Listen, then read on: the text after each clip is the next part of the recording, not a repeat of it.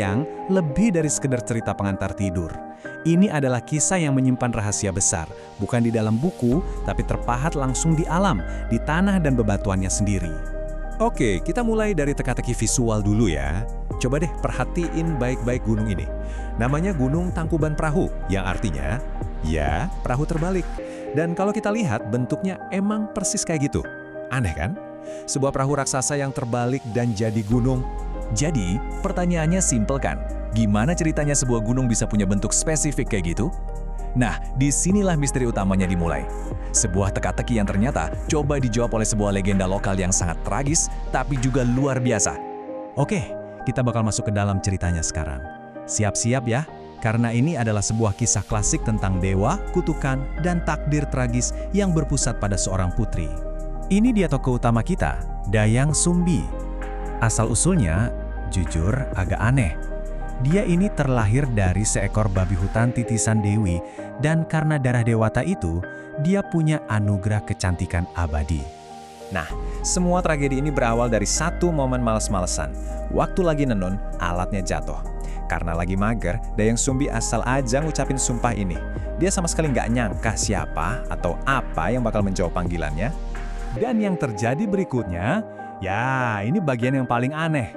Seekor anjing bernama Tumang yang ternyata ngambilin alat itu. Sesuai sumpahnya, mau nggak mau Dayang Sumbi menikahinya. Belakangan ketahuan, Tumang ini bukan anjing biasa, tapi dewa yang lagi dikutuk. Dan dari pernikahan yang mustahil ini, lahirlah putra mereka, Sangkuriang. Ceritanya lompat beberapa tahun kemudian, dan disinilah semuanya jadi kelam. Waktu lagi berburu, Sangkuriang marah karena Tumang nggak nurut sama dia.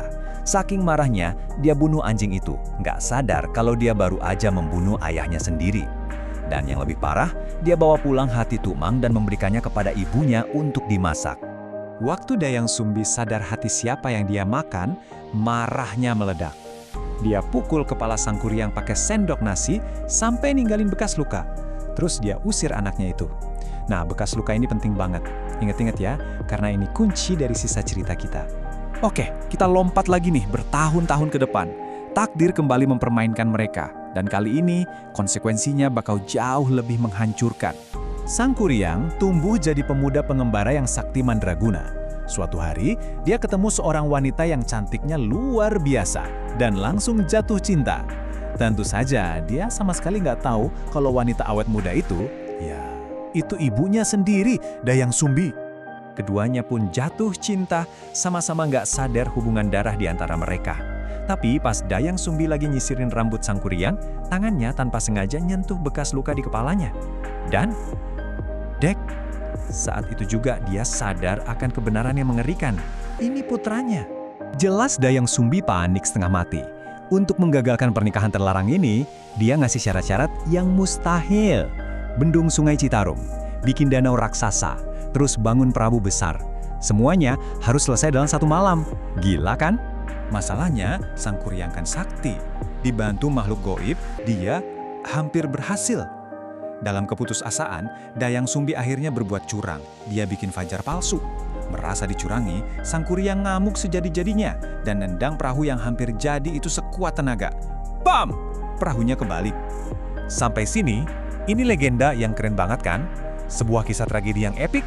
Tapi gimana kalau saya bilang cerita ini sebenarnya adalah catatan sejarah geologi?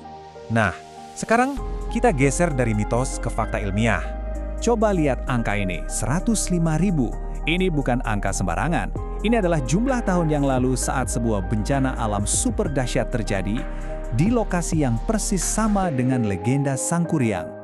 Jadi begini cerita ilmiahnya. Jauh sebelum ada manusia di sana, ada gunung api super raksasa namanya Gunung Sunda. Gunung ini meletus dahsyat 2 kali. Nah, letusan kedua itu saking kuatnya sampai menghancurkan tubuhnya sendiri dan cuma menyisakan kawah raksasa yang kita sebut kaldera. Nah, sekarang kita sambungin titik-titiknya. Ingat tugas mustahil Sangkuriang? Bikin danau dengan membendung sungai? Faktanya, material dari letusan Gunung Sunda itu beneran membendung aliran Sungai Citarum dan menciptakan danau prasejarah raksasa. Sama persis kan? Dan ini makin gila lagi. Dalam legenda, Sangkuriang kan menebang pohon raksasa buat bikin perahu. Secara geologis, penebangan pohon raksasa ini adalah metafora untuk hancurnya badan Gunung Sunda Purba akibat letusan dahsyat itu. Bahkan detail-detail kecilnya pun nyambung loh. Legenda bilang sisa tunggul pohonnya jadi Gunung Bukit Tunggul. Tumpukan rantingnya, rangrang dalam bahasa Sunda, jadi Gunung Burangrang. Dan coba tebak, keduanya adalah gunung nyata yang ada di sekitar kawah purba itu. Luar biasa. Dan inilah puncaknya. Perahu yang ditendang Sangkuriang sampai ke Bali itu adalah cara nenek moyang kita mendeskripsikan lahirnya gunung api baru dari sisa-sisa kehancuran gunung yang lama. Dan gunung api baru itulah Gunung Tangkuban Perahu. Jadi, ini bukan sekedar dongeng ya. Legenda Sangkuriang itu pada dasarnya adalah sebuah arsip geologi. Cara jenius nenek moyang kita untuk mencatat dan mewariskan ingatan tentang bencana alam dahsyat yang mungkin pernah mereka saksikan. Tapi tunggu dulu, ternyata ada lapisan makna lain. Secara filosofis, pertarungan Sangkuriang dan Dayang Sumbi itu simbol pertarungan abadi di dalam diri kita semua, antara ego dan nafsu yang diwakili Sangkuriang melawan nurani dan kebijaksanaan yang diwakili Dayang Sumbi. Dan ini dikonfirmasi sama ahlinya, Profesor Nana Sulaksana. Beliau bilang, artinya, Karuhun Sunda tidak asal-asalan dalam menyusun legenda tersebut, tetapi berdasarkan data fakta. Ini tuh cara yang sangat cerdas untuk mengemas data ilmiah yang rumit menjadi sebuah cerita yang abadi. Ini bener-bener bikin kita mikir, ya nggak sih? Kalau legenda Sangkuriang adalah catatan akurat tentang letusan gunung api, berapa banyak lagi ya mitos-mitos dan dongeng di seluruh dunia yang sebenarnya adalah buku sains yang terlupakan, yang cuma lagi nunggu untuk kita baca ulang dengan kacamata yang baru.